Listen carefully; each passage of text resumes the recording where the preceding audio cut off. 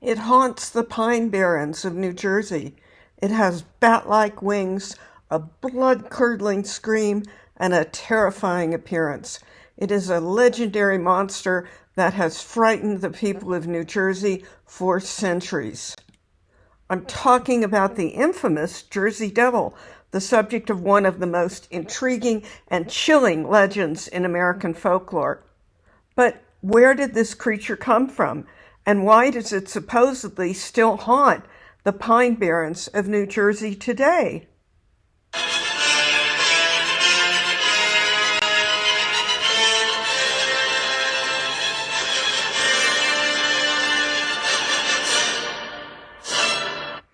Hi, I'm Tamworth Grice.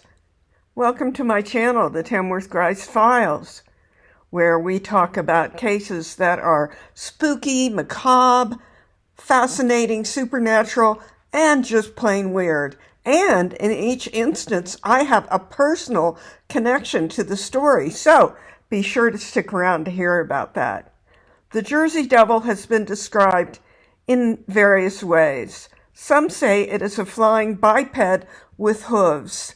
Others say it resembles a kangaroo or a two-legged dragon. Some say it has the head of a goat or a horse. Most say it flies on wings like bats' wings and walks on legs with cloven hooves. Some say it has antlers or horns, and it has a devilish forked or barbed tail. So, where did the story of this strange creature come from? In southern New Jersey and Philadelphia folklore in the United States, the story of the Jersey Devil, also known as the Leeds Devil, goes back to the 18th century. A woman called Mother Leeds, who lived in a small house in New Jersey, had 12 children. With such a large family, she obviously had trouble feeding them. Suddenly, she discovered she was pregnant with yet another child, a 13th child.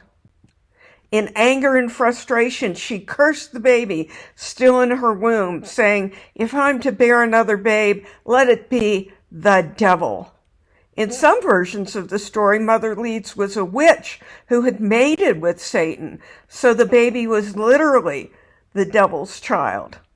As a result, when the child arrived, the newborn baby was horrific, with an animal's face, bat wings, forked tail, and hooves. Screeching horrifically, the newborn baby beat everyone in the house with its tail. Then it took flight and flew out of the window or up the chimney, disappearing into the night. It flew to the Pine Barrens, a vast, densely forested region in southern New Jersey. The area is known for its remote and eerie atmosphere, and this is where the Jersey Devil made its home and still lives today. Over the centuries since the story began, there have been hundreds of sightings of the Jersey Devil. Most witnesses claim they've seen it flying through the dark woods of the Pine Barrens and heard its eerie screech echoing through the trees. In fact, in 1909, sightings of the creature reached a fever pitch during what became known as the Great Jersey Devil Panic. Thousands of witnesses in New Jersey, Pennsylvania, and even Delaware reported seeing and hearing the terrifying creature. Many believed it was responsible for attacks on livestock and even on people. As a result, some schools closed, some businesses shut down, and police were sent to investigate. But despite all the reports, no one ever caught or even photographed the creature. Today, theorists suggest large birds like cranes or owls might have been mistaken for the Jersey Devil in the dim light of the Pine Barrens. Others say it's an undiscovered species. Still others say it's supernatural and that it is a manifestation of the devil, as in the Mother Leeds legend. But whether real or legendary, the Jersey Devil is a symbol of New Jersey. In fact, the state's ice hockey team is named the New Jersey Devils. In addition, it's been referenced in books, movies, and TV shows. For example, it was the focus of an early episode of The X-Files. So whether real or legendary, it is worthy of our attention. Now, here's my connection to the legend. One summer when I was 10 years old, I was on vacation with my parents. We were heading toward New England. I had found a book of folklore in the family library and became obsessed with the topic of folklore in general and the devil in particular. So I checked a bunch of books about folklore out of the library as vacation reading. As we drove along one day, I sat in the back seat reading the story of what was, in the books, usually called the Leeds Devil. I began, in my young way, cross-referencing the story with what I found in the other books. Most of them didn't call it the Jersey Devil, but the story was pretty much the same from one terrifying account to another. That night at our hotel, somewhere in rural New Jersey, my parents did something they'd never done before.